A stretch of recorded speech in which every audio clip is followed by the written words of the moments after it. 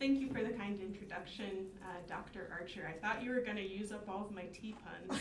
So since you haven't, good afternoon, everyone. Today I'll be spilling the tea about tea. And there are going to be 3 questions that will guide us through this lecture. One is, when and how did the use of tea emerge? We want to understand its history and origins, first in China.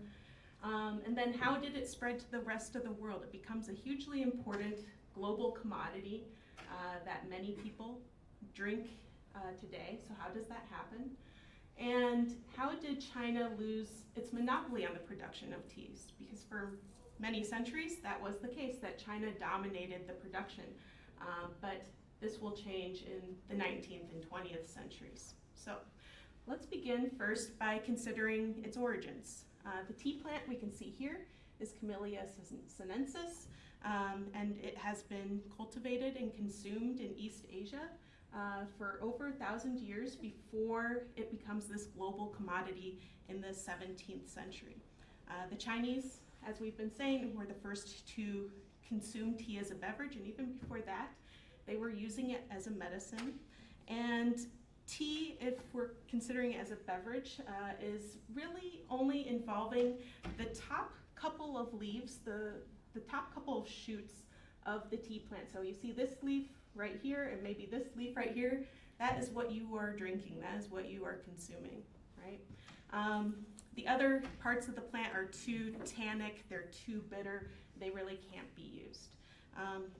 So what else do we know about tea? We know, of course, that's a stimulant. It has caffeine. It gives you a bit of a boost in energy. It also has L-theanine, which is this amino acid that can cause a sense of relaxation, well-being, and is also an antioxidant. So this is a very helpful kind of plant that the Chinese discovered. We don't know exactly when it was first produced and used by the Chinese, but it's probably at least around 2,100 years ago.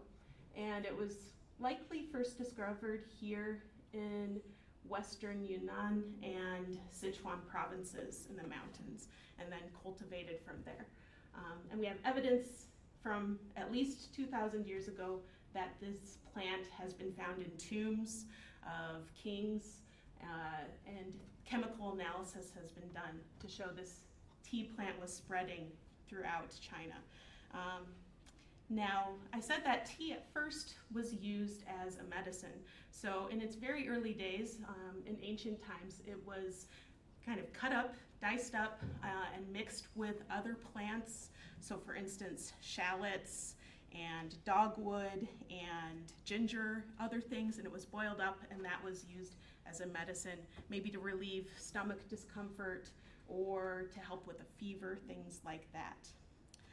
But it's not until a little bit later, during the Song and Tang dynasties, so that's 7th to 13th centuries, that tea becomes a beverage that people are drinking, that they take the leaves of, they dry it, and they grind it into a powder and mix with hot water. That's how it was consumed for a number of centuries in China. So, moving along, tea becomes this central part of life in China. Essentially, it is a kind of supplementary crop. So people would be growing things like rice to subsist on and to feed themselves, or millet, and would grow those in the best kinds of lands, flat lands where you can produce those kinds of crops. But then in more mountainous areas, they would produce tea, which enjoyed those kinds of regions and environments. So this was a way that farmers could supplement their living.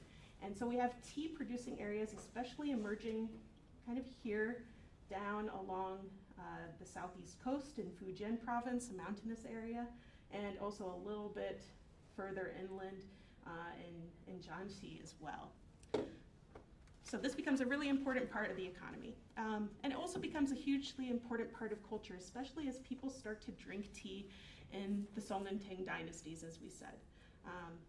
So Tang Dynasty, that's when we really see tea drinking begin to expand beyond that initial medical use. And one thing that you may not know about the Tang Dynasty, or may know, is that it was this golden era of Chinese culture, including the writing of poems. So of course we have poems written about tea as well. And here we have a poet from the Tang Dynasty, Lu Tong, who was well known for his love of tea. Now, a lot of other literati, educated folks in China, they preferred to write about wine, but Lu Tong instead favors tea. And he wrote this famous poem called The Seven Bowls of Tea, which we'll read. The first cup moistens the throat. The second shatters all feelings of solitude. The third cup purifies the digestion, reopening the 5,000 volumes I've studied and bringing them to mind afresh. The fourth induces perspiration, evaporating all of life's trials and tribulations. With the fifth cup, the body sharpens, crisp. The sixth cup is the first step on the road to enlightenment. And the seventh cup sits steaming.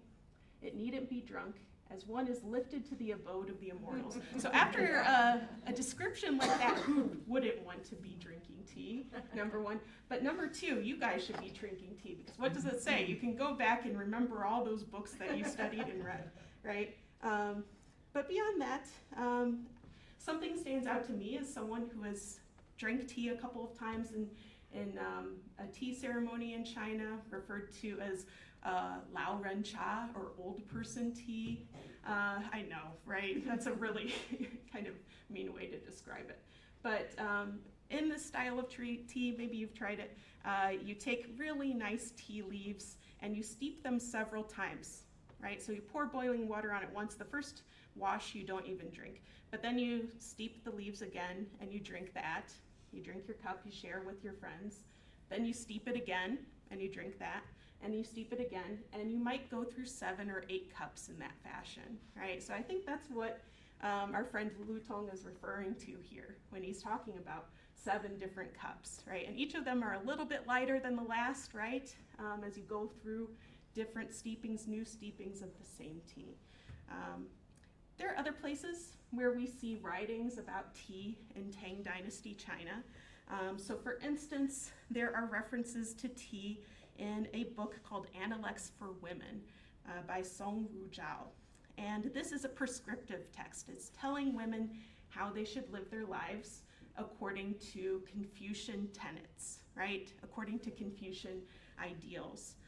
And you may know that Confucianism in China played a big role in dictating what kind of role you were supposed to play in society, right? So specifically for women, the roles you were supposed to play can be referred to as the triple burden. So the triple burden starts with when you're a child. So when you're a child, you should obey your, you guys can guess, parents, right? When you're a wife, you get married, you obey your husband and maybe the in-laws too. And when you are a widow, when your husband's passed away, who should you obey? This one's maybe a little trickier. Your son, right? So this is, yeah, I see some eye rolls here. That's perfectly appropriate, I think. But according to this Confucian ideal, there are these kind of gendered expectations in them as well, right? Obeying men, obeying your elders. And according to the Confucian ideal, you know, we have these books that told you how you should behave as a woman. What kind of work were you supposed to do? Well, you were supposed to wake up really early in the morning. You were supposed to brew tea for your in-laws and for your husband. You were supposed to get really good at weaving and producing silk. And there are tons of references to tea in this particular book I've been mentioning. Here's one example of where we see tea in daily life. So this is under ritual decorum, learning proper etiquette. So to be a woman, one must learn the rules of ritual decorum. When you expect a female guest, carefully clean and arrange the furniture and tea implements. When she arrives, take time to adjust your clothing, and then with light steps and your hands drawn up in your sleeves, walk slowly to the door and with a lowered voice, invite her in. Ask after her health and how her family is doing. Be attentive to what she says. After chatting in a leisurely way, serve the tea. When she leaves, send her off in a proper manner, right? So even, very specific aspects of how you treat your guests, what you do are pretty much defined in this book. But obviously this also tells us that tea was a big part of life, right? It was how you welcome people into your home, and it had become routine and expected. We also see tea in some other kind of fun ways in Tang Dynasty and Song Dynasty culture. For instance, there were games that were played when you had people over that might involve tea, parlor games to entertain your guests.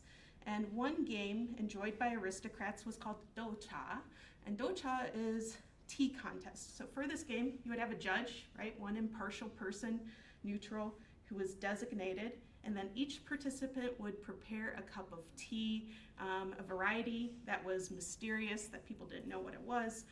They would also bring special waters from the clearest, purest waters from a spring that they could find.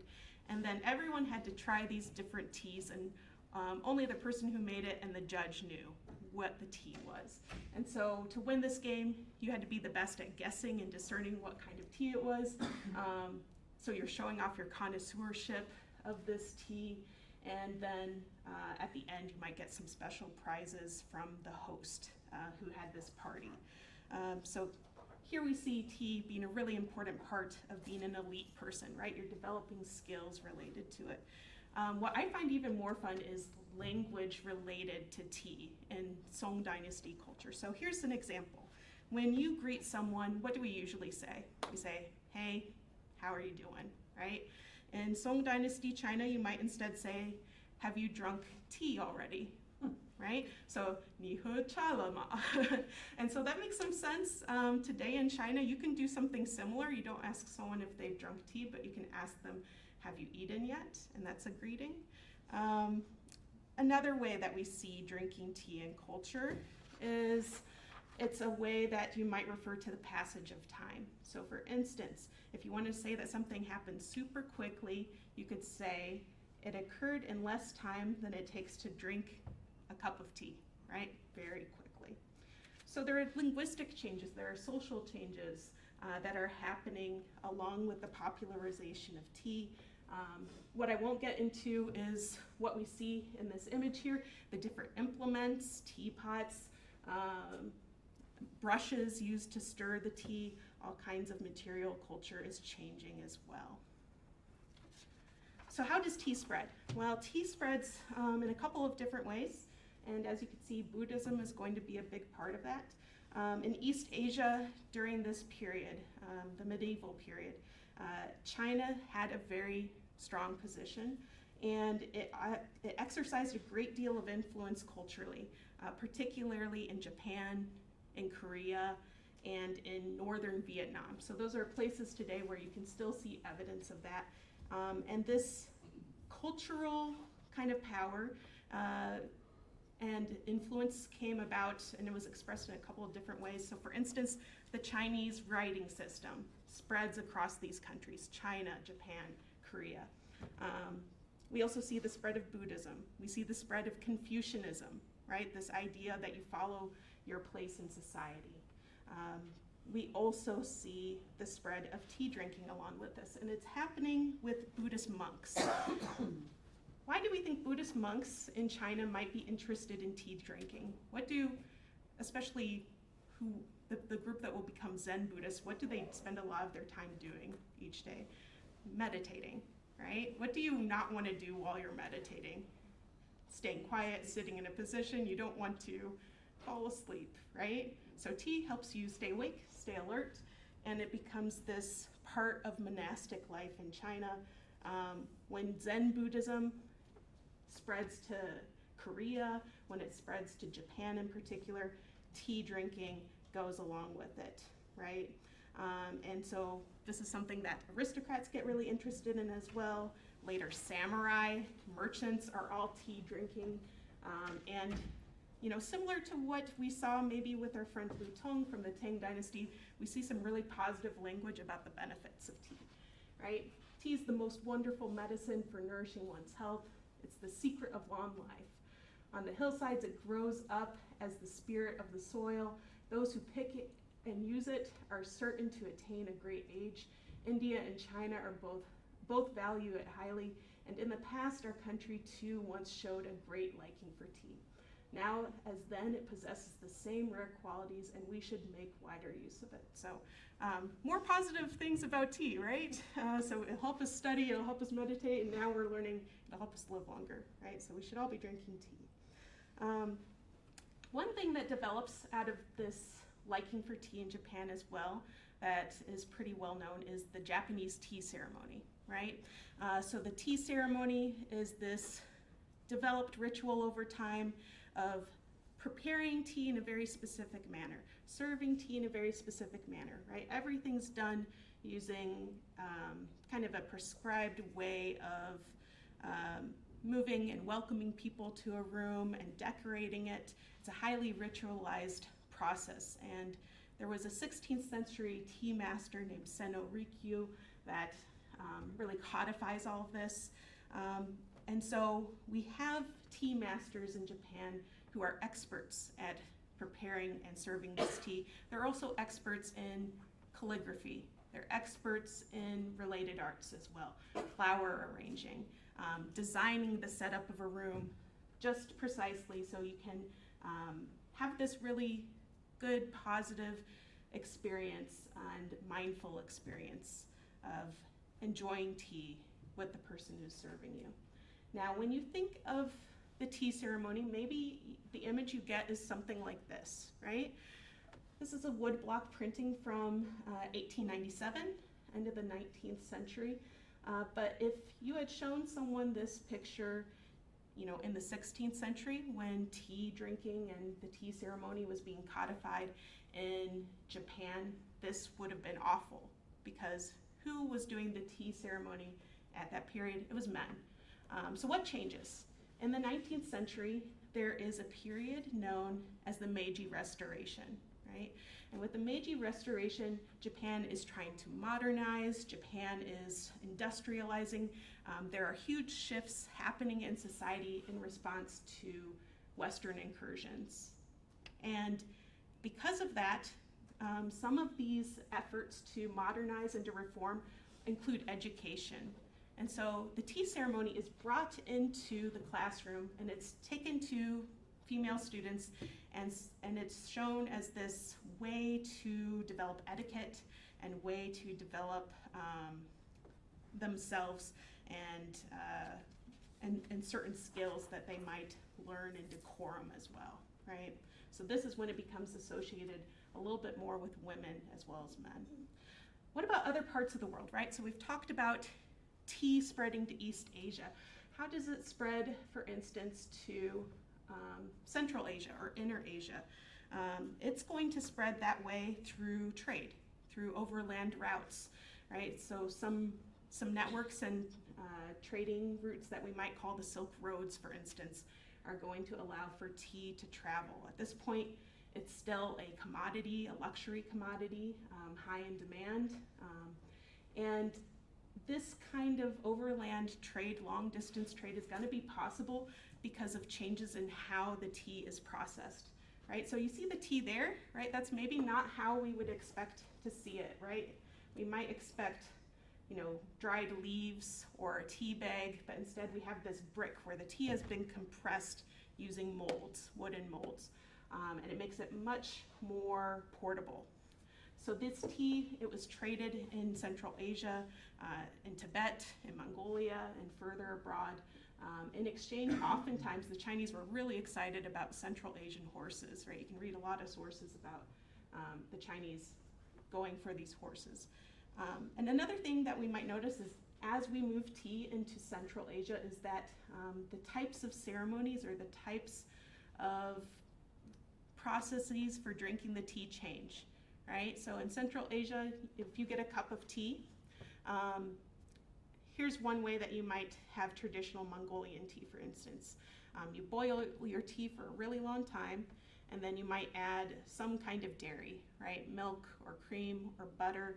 On top of that, maybe you add something like a grain, right? Millet or barley, something like that. And it's a saltier drink. That's my understanding anyhow. So this tea horse trade was a big part of how, at first at least, during the Ming Dynasty, tea starts to move beyond China.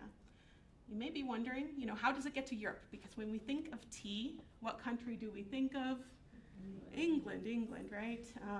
So how does this happen? Asians have been drinking tea for centuries, but Europeans don't drink it until the 17th century, until the 1600s. They're introduced to tea and coffee via the Islamic world at first, but they're going to get their tea most directly from China. The first shipments of tea are brought back by European traders from China. Actually, the first tea comes from Japan for Europeans. Dutch traders who had a close trading relationship with Japan brought back the first tea shipment in the 1620s. Then we have in France, tea in the 1630s, and England, 1657. And it takes off really quick in England.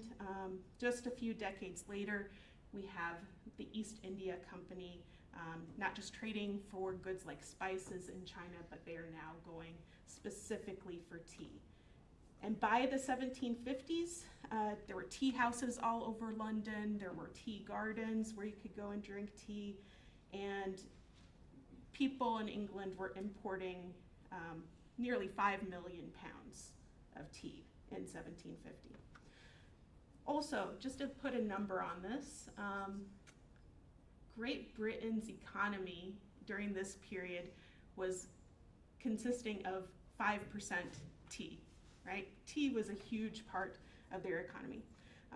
Similar to what we saw elsewhere in the world, the way of drinking tea is going to be different, right? This is where we see the inclusion of milk as well, but we also see the inclusion of sugar to sweeten the drink, right? And this is where we see global connections really starting to form, right? Chinese tea and sugar from the Caribbean, right? Produced by enslaved people, right? So the English Empire is starting to bring all these commodities together. Now, we said that Europeans went to China to get this tea, but how did that system work? Because there's a very specific system set up for Westerners in China to trade. And this system is called the Canton system because the city where this all happened is called Canton. It is a port today, a city that's called Guangzhou, but this is the name that Europeans used for it, Canton. And it's just a few miles upriver from Hong Kong. So if you know that general area of China's southeastern coast, that's what we're talking about here.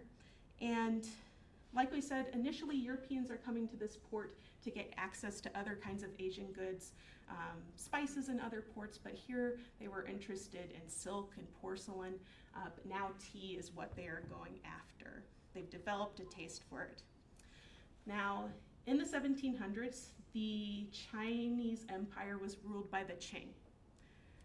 This is a ruling family of Manchus who were not ethnically Chinese, right? They're coming from the northeast of China and are ruling this country, ruling this empire, as the Chinese would. And they had a concern, right? Suddenly they have all these European vessels showing up on their coast. The sailors are going into port cities, they're causing a ruckus, and they say, ugh, these foreigners, we don't need any more trouble on our coast. So ideally, we'd like to contain that. But they still want to be able to trade. So they set up this restricted trade system in this port city of Canton, and it's very specific. Canton's chosen because that's where a lot of the foreign trade was already happening, so obviously there's some benefit to that location. But in 1757, the Qing government limits all foreign trade to that place. So it's now a legal question of what's happening. And until 1842, if you were a foreign merchant, you would go to this port and go through the whole process of trading, visiting with customs officials, and there were 13 specific firms that you could work with. You had to work with one of those firms. and those firms were licensed by the Qing government. They're referred to as hong merchants. As a collective, they're referred to as the kohong. In addition to this, there are some regulations that the British and Americans and other foreign merchants like to complain about. So for instance, no firearms were allowed in Canton if you were a foreigner. It makes some sense, right? No foreign women. Why do we think that? So they can't have any children and start to settle and have some roots in China. What was another issue with this, another regulation? They were restricted to traveling within just a few blocks in Canton, so they had very kind of limited movement within the city. And finally, a big one is that when the trading season was over, it ran from October to March, they had to get out of the city. They couldn't stay anymore. So foreign merchants, not too happy about this, but they're getting the tea that they want, right? They're in this tightly controlled system, but hey, it kind of works. People are profiting. And are making a lot of money, right? British are making a lot of money, French are making a lot of money, and those home merchants we mentioned are making a lot of money, including this guy right here. His trading name is Ho Kwa. His full Chinese name is Wu Binjian, and he was famous for trading specifically with Americans in the 1820s, 30s, and also with the British. And due to his cooperation with these groups and actually some investment in the United States, he invested in railroads and all kinds of things, he becomes probably the wealthiest person in the 1830s. He has a personal fortune of something like 26 million.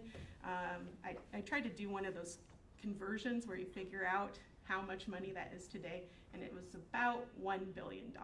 So he had a lot of money. Yeah, that's a proper response, right? He has it made, right? And I love being able to put all these slides on this big projector because I can see like how nicely dressed he is, right? As Dr. Archer would say, he has drip. He drips. Okay. All right, so we have people making money off of tea, right? Things are going well. But there is a problem in the background, which I'll just allude to here, which is there are a lot of goods in demand in China, right? Europeans, later Americans, are going to want tea, porcelain, silk, especially tea. But how are they paying for this, right? What goods are they bringing that the Chinese would like? That's an issue that we're going to come back to. All right, to bring the United States into it, the future United States, we can talk about how tea spreads to the colonies. The British East India Company, this joint stock company, a company that is specifically taking tea from Asia and other goods and trading it back to England, it has a surplus. And so in the 1720s, it is allowed to bring its surplus to the British American colonies. And so at first, affluent colonists are purchasing tea, they are purchasing accoutrements to go along with it, and this starts to spread to more people as more tea is brought into the colonies. And if you looked at a colonial home, you know, someone of middling status or someone who's well off, you would notice they do have tea. They do have everything that goes along with it, right? The teapot, the tea kettle, the tea set, the teacups. Sometimes these items are also coming from China itself. And if you look at portraits from the period, you'll notice, hey, there it is, right? They're showing off these tea implements. So obviously it's important to them. It's an important part of life. And that material culture from Asia is in their homes. We know where this is headed, right? Where does tea show up in colonial American history? It shows up in Boston, right? The Boston Tea Party. So I won't go into too much depth here, but supposedly the British East India Company was supposed to have a monopoly on tea selling in the Americas, right? To the British colonies in the Americas, that is. And so an example, late 1760s, the American colonies imported about 500,000 pounds of tea from the East India Company, 560,000. but they can get tea from other people, right? They're smuggling in tea from the Dutch and the French as well. So they are smuggling in not quite twice as much, but a large amount, 900,000 per year versus that 560,000. So a lot more.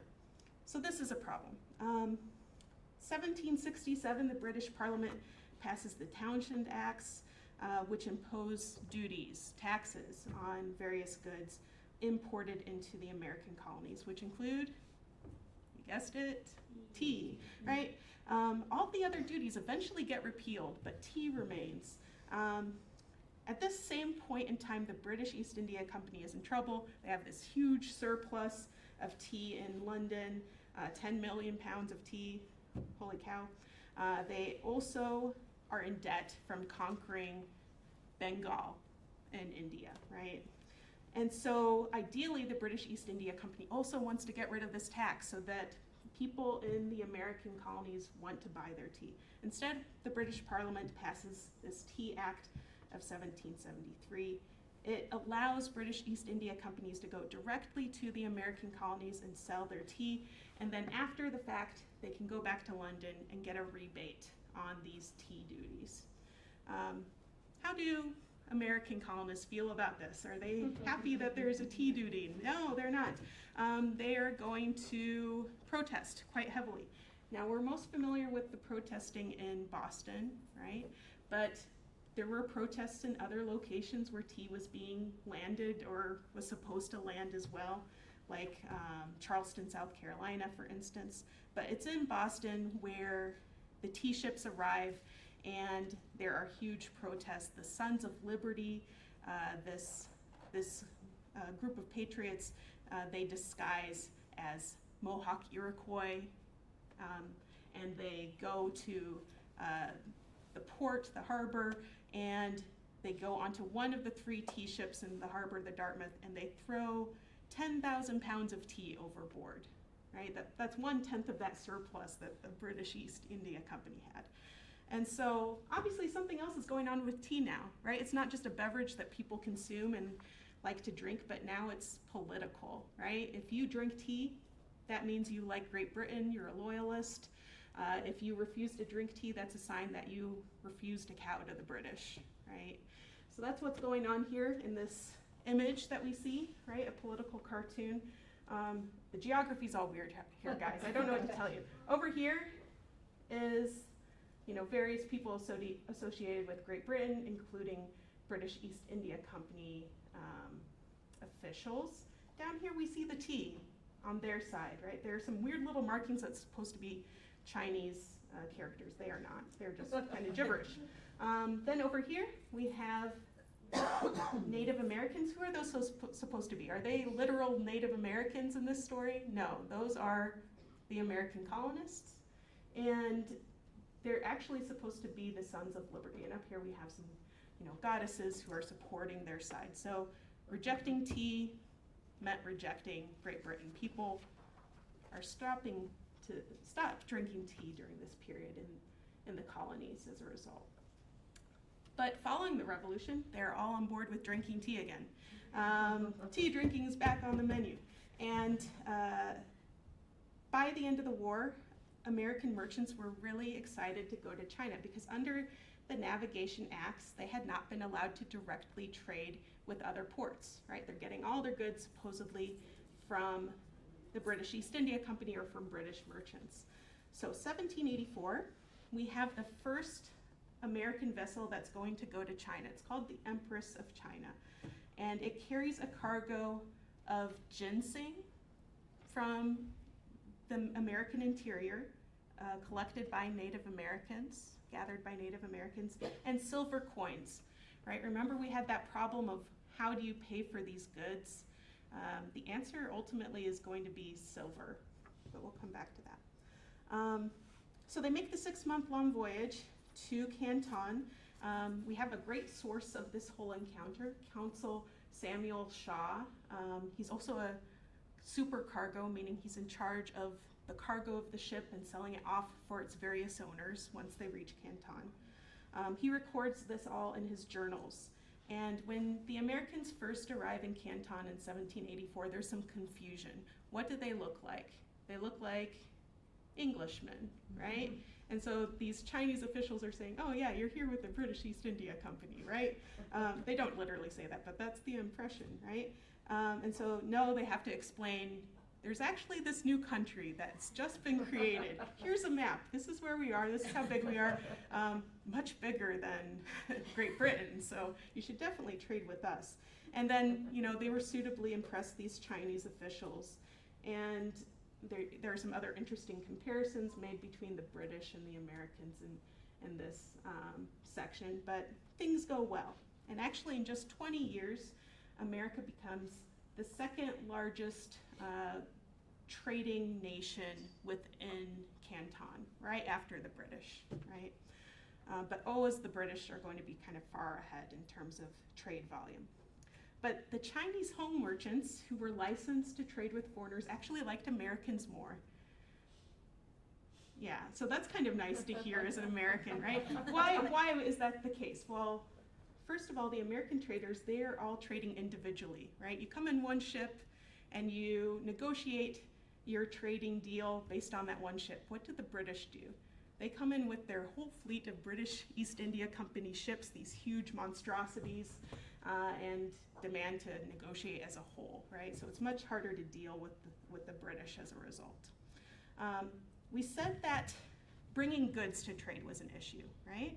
So the main problem is that the Chinese have this huge empire. They have trading routes and networks already established. Is there anything they want that they can't get from those trading networks or from within their own borders? No. So Americans and British, they kind of go through this process of going on these long itinerant voyages before they reach Canton, collecting various things that they might sell to the Chinese that are in demand in those ports. So it's a weird little laundry list that I'm going to read you all. Sea otter pelts from the Pacific Northwest, seal skins from all over the Pacific, sandalwood from Hawaii, bird's nests. Literal bird's nests, right? It's used in the traditional soup. Beetle nut. So my students from Asia in the Age of Imperialism will remember that discussion, right? It's this nut that you can chew, and it's a stimulant, kind of similar to chewing tobacco. A whole bunch of other things, which I think we'll skip over. Also, Americans aren't just collecting goods as they go around the world, but they are also bringing a few things from home. Pork, beef, obviously salted and preserved, paint, canvas, bread, twine, spirits, turpentine, right? All these weird little products. They don't sell a whole bunch of this, but they can sell a little bit of it. In the end, they have to use silver, really, to pay for most of the tea that they are buying. 2/3 of what they're buying is with silver. All right, moving on. So, like we said, you had to bring a whole bunch of goods and hope that you could not waste all of your silver trying to purchase your tea, but sometimes it was going to happen anyway. Now, once you got to Canton, you had to deal with a new problem, and that was, how do you buy tea, right? Tea has been grown in China for hundreds of years at this point, and various varieties have developed, right? I'm sure you guys can tell me a bunch of different kinds of tea, right, off the top of your head. But there are maybe two main varieties at this point in history, green tea and black tea, right? And those both come from the same plant. It's just that you prepare the leaves differently. In both cases, like we said, you pick off those top shoots, you dry them, then you would roll them into a specific shape, right? So they're more compact so that they don't break up. And then from there, they'll be dried. So that is, if we do that, green tea. If you want black tea, you do those same steps, but then you also leave them to oxidize for a while in kind of a slightly moist room, and then you fire them, right? You roast them a little bit. So those are the basic kinds of processes involved. So if you're a tea trader, you have to know those differences. right? You have to know what that tastes like and what that smells like and what that looks like. And so there's an expertise that these European and American merchants had to develop as they came into Canton. You also had to be familiar with your market, right? What kinds of teas do your consumers want? So pre-revolutionary colonies was super easy. They wanted cheap black tea. It was called boohee, actually, boohee tea. But then as we have American consumers becoming more familiar with different types of teas, their taste chains, sometimes there is a regional kind of preference, right? People in the West, they like their black tea. People in the Northeast, they like their green teas. So you had to become familiar with those as well. Another concern for these tea traders is, are they being hoodwinked, right? If they don't know their tea well enough, what could a disingenuous China tea trader do to them? They could sell them fake tea, right? What's fake tea? That might be you add dyes into it so it looks like it's a nicer colored tea than it really is. You add other plants that you like mix in with the tea so it looks like you have more volume than you actually have. What do you think that tastes like? Dyed fake tea. Awful, right? So initially American consumers, they liked these cheap teas because they're cheap, but then they drink them and realized this is disgusting, right? So they start to invest a little bit more money to drink higher quality tea. And this is something that the merchants were fully aware of. For instance, I did some research on this at, oh, sorry guys, you got the preview of the final slides. All right, so for instance, I did some research at the Massachusetts Historical Society, and the merchants all knew that these were issues, for instance, so they're concerned about the quality of tea and how you might distinguish that.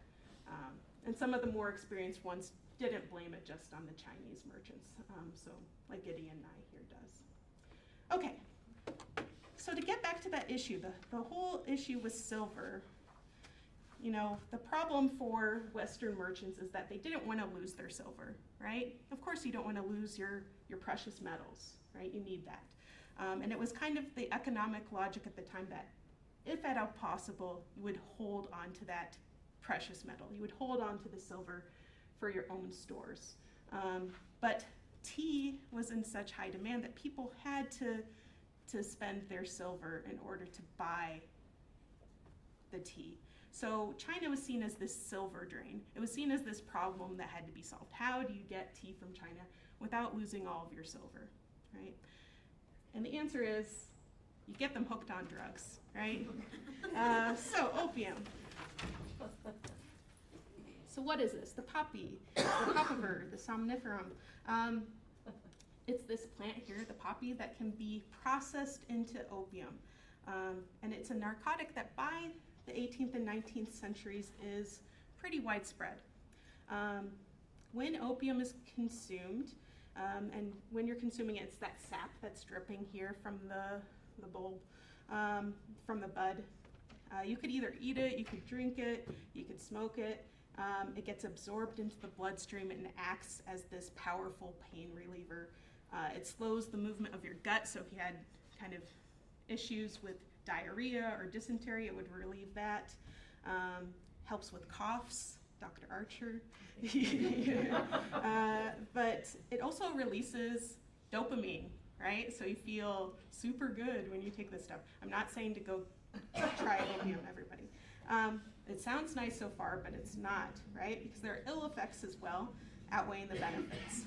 Opium makes you very lethargic. It gives you nausea, but worst of all, you get addicted, right? So this is the problem.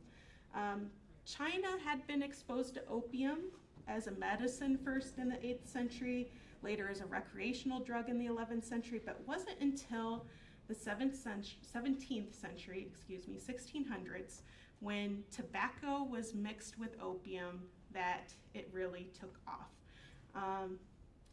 So what happens is, early to mid 1600s, the Dutch introduce opium smoking into China, and it starts to spread. The British, are going to latch onto this, and they start to grow and manufacture opium in their their colonies and their holdings in India. And this happens pretty much along this northern part of India, close to Afghanistan, and it was marketed at first throughout the British Empire under the East India Company. For the British, this commodity, again, was a way to make money in China and to reduce the amount of silver they would have to spend. So it's really going to be indispensable for the British if we're thinking about this economically. Again, we know that tea is big, big business in Great Britain. It's also giving revenue to India, right? It's paying for this colony in India, which is at this point actually losing money. It was highly expensive to conquer and to run. The problem is it great to get a whole nation, China, a whole empire hooked on drugs? No, not really. 1729, the Emperor of China has had enough. He bans the sale of opium. There's, repeats of this kind of opposition to opium, but the British do it anyway because they're making money. And there's this whole system set up where the British bring the opium on these really fast little ships to an island off the coast of China, and they have people working with them. They're paying bribes to officials to get this drug into the country. I'm going to maybe burst your bubble a little bit. So far we've had fun with the Americans, right? But they're involved in opium trading too. They aren't getting it from India though, they're getting it from Turkey. And the fun thing about this is that Turkey from opium was considered inferior. So they were bringing this inferior opium into the country and not getting as much money for it, but it did help them in this trade a little bit, right? Didn't fetch quite as high of a price. Again, Chinese officials are not too happy about this. By the early 19th century, millions of Chinese became addicted to opium. And during the 1830s, there was a pretty big debate among officials about what to do about this. Some were advocating for it to become legalized. Some were advocating for a complete crackdown. And ultimately, that's what's going to be the case. We have the Emperor of China, Emperor Daoguan. He decides to take action. And in 1839, he sends this guy here, Lin Zexu, who has special powers imbued on him by the emperor. And he is supposed to crack down on this drug. So he arrests 1,700 Chinese opium dealers. He confiscates 70,000 pipes. And he also has to deal with this problem of the foreign merchants, of course, who are supplying it. At first he just says, you need to give me all of your opium. What do you think the British do? Of course they say, no, we're not going to give you our opium. And so his response is to put them on lockdown in their warehouses in Canton. And this goes on for about a month and a half. And eventually the new British trade superintendent, his name is Charles Elliot. He's very concerned about all of this and he wants to resolve the issue. So he agrees to hand over the opium, right? If you were savvy about this, what would you do? Just hand over a little bit of the opium, right? Satisfy those officials like Lin Zexu. But Charles Elliot's kind of dumb. And what he does is he knows that there's been cases in the past where the British government would reimburse merchants for losses. And he says, okay, we can do the same thing. Let's not cause any trouble. Let's hand over all the opium. So he scours, the different warehouses. He talks to all the merchants and they hand over a whopping, I believe, 6 million pounds of opium, right? What does Lin Zexu do with that opium? He does what he did with the pipes, right? He destroys it. He has 500 laborers, cart out this opium to the Pearl River where Canton is located, and they first mix it with lime and mix it with salt. Is anyone going to be smoking that opium after that? No. So they dump it into the river. This is probably terrible for the environment, Dr. Archer, right? It ends up getting washed out to sea. Poor fishies, right?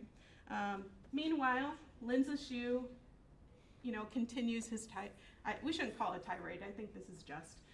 He writes a letter to Queen Victoria, right, Queen of England, and he has some choice words to say. This is a very, very famous letter. You know, strangely enough, it didn't make it to Queen Victoria. It ends up being published in a newspaper instead in 1840. I don't know what that's about. So he says, we find that your country is 60 or 70,000 li from China, so that's a unit of distance, about half a kilometer. The purpose of your ships in coming to China is to realize a large profit. Since the profit is realized in China and is in fact taken away from the Chinese people, how can foreigners return injury for the benefit they've received by sending this poison to harm their benefactors, right? So he's seriously concerned about this drug. And he's pointing out the hypocrisy. Later in the second paragraph, he says, isn't this banned in your own country, right? It's illegal there too. So, Lin Zexu's concerned about all of this. Now, kind of to zip through things, this causes a war, the Opium Wars, right?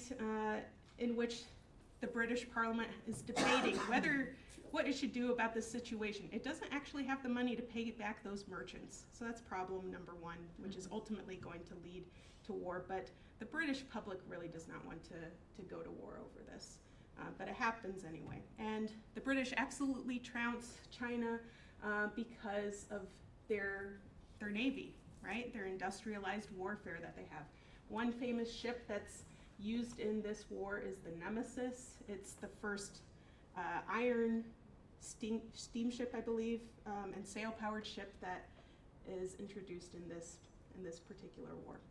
There's some more things I could say about that, but I think we have to skip ahead. The outcome is that Britain wins this war, and there is a new system put in place where it's not just one port open for foreign trade, but actually 5 initially. Hong Kong's also ceded to China. And following this, you know, all kinds of foreign powers are going to start to put their claws into China. So Great Britain, France, Russia, Germany, eventually Japan, all have certain parts of China, certain ports they are going to start to claim. So this is a period of semi-colonialism. But you know, we're blaming all this perhaps on the British Navy, but there are issues going on internally within China as well that make this a very rough time, and it explains why the Chinese aren't focused on fighting the British. There was an issue with overpopulation since the Ming Dynasty. The biggest issue, though, was that from 1794 to 1804, there was a rebellion in northern China. It was a group of poor Buddhists who believed that they could help bring about essentially the end of the world and the coming of a second Buddha, the Maitreya Buddha, who would restore, you know, everything to the state it should be. And the problem was that in the Qing government and in the Qing army, there were people who were not using the money given to them by the Qing court to fight this war. Instead, they were taking it, they said, oh yeah, we fought a battle, and they put it straight into their pockets, right? So after that, what happens to the funds that could go towards the military? Absolutely wiped out, right? And after that, was the military a popular target for giving money to? Not really, right? So this is one major issue that is weakening China. And there were other rebellions beyond this. If you want to, you can ask me about the Taiping Rebellion later on in Chinese history, where a guy takes exams and fails them and has a dream that he's the son of God and the younger brother of Jesus Christ, and, you know, starts a rebellion as you do. So happy to talk about that and its impact. So let's answer our last question, which is, how does tea ultimately and its production leave the hands of the Chinese? Because the Chinese knew they had a good thing going, right? So were you allowed to smuggle, or were you allowed to take tea plants out of China? No. Were you allowed to leave the country if you were a tea master, knew how tea was produced? No. Actually, there was a whole law that said if you're a Chinese person, full stop, you can't leave the country during this period. Your your person belongs to the emperor. You are not allowed to leave. So there was a pretty tight control on tea and on Chinese people, but the British East India Company wanted to obviously start to produce tea itself, cut out the middlemen, and following the First Opium War, they send this guy right here.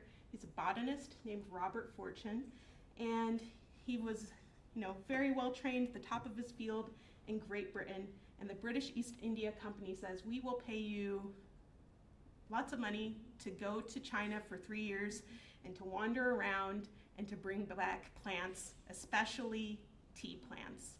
Now, one problem with getting tea plants away from a country during this period is how do you get them across the ocean without them dying, right? And of course, when you're on a ship, do you have access to a lot of fresh water to keep your plants healthy? No. There's a lot of salt water that might, spray up onto your ship. That's another problem. And so it's in the early 1800s that we have this invention called the Wardian case. It's basically a terrarium. Did you guys have those when you were kids? And so you just have this kind of closed up box, and it has a lot of glass on it. And you have a plant in there, and it has a little bit of water, and if it gets some sunlight, it creates this process whereby it has water kind of cycling through it, and you don't need to put new water in it, and it's preserved. And so that allowed Robert Fortune to take 40,000 tea plants to India for the British East India Company. And it's the craziest thing about the story, guys, I'll tell you quick, is that Robert Fortune was undercover. He dressed up as a Chinese official, which you may find a little dubious. That's fine. So he wore his hair in the Chinese fashion, the Manchu fashion of the day, which meant for men you shaved the front half of your head, and you had a long braid at the back of your head. So he had a fake one, obviously. He didn't have time to grow his hair out. And he dressed in the Chinese imperial robes. And no one questioned him too much because they're just like, you know what, the Manchus are foreigners. Maybe this is what a Manchu looks like. Maybe this is what a Central Asian looks like. What do I know? I'm a peasant. So he traveled around China. He ran into some pirates. He collected some plants. And, that must have been a really fun 3 years. Okay, so from there, the tea makes its way back to India. It gets tested out in different places, and the best spot, it seems, is this region called Assam, and that's where the British East India Company successfully grows tea on plantations using Indian labor, and they are very successful at it. A big difference between the British and the Chinese is that the British are going to industrialize this process, right? So it's going to become more like a factory production. And that will allow them to, if I can move to the next slide, that will allow them to surpass the Chinese pretty quickly, right? You can see around 1900 or so that Indian exports of tea meet up with where Chinese exports are and quickly move beyond that in the 20th century. And meanwhile, Chinese exports are going down. And part of this whole process is that British companies are marketing their tea back in England and other places and saying, Indian tea is better, Indian tea is healthier, doesn't black tea taste better than Chinese green tea, all these kinds of things. So that's where we are left at. I'm going to show you this map here really quick.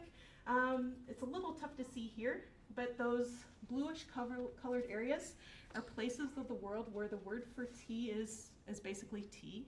And that is because those are areas that got tea because of contact via maritime trade, right? Really interesting kind of fact there.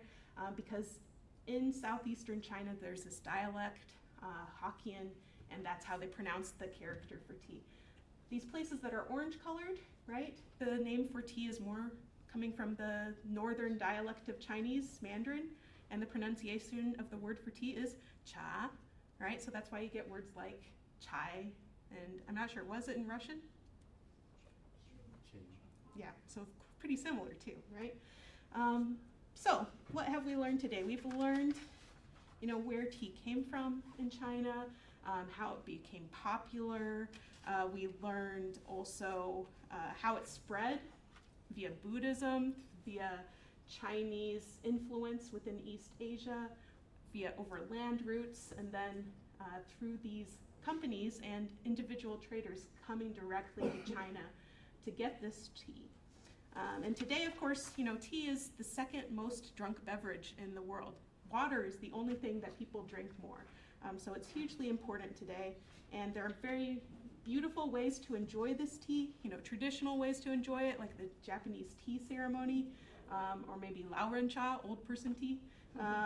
Or there are also newer versions of enjoying tea, like our favorite bubble tea, right, invented in 1986 in Taiwan, and there are also some older ways of enjoying tea, perhaps something a little closer to home, right, a nice tall glass of sweet tea, right? Okay, so thank you everyone. I appreciate your attention, and I'm happy to answer any questions you have.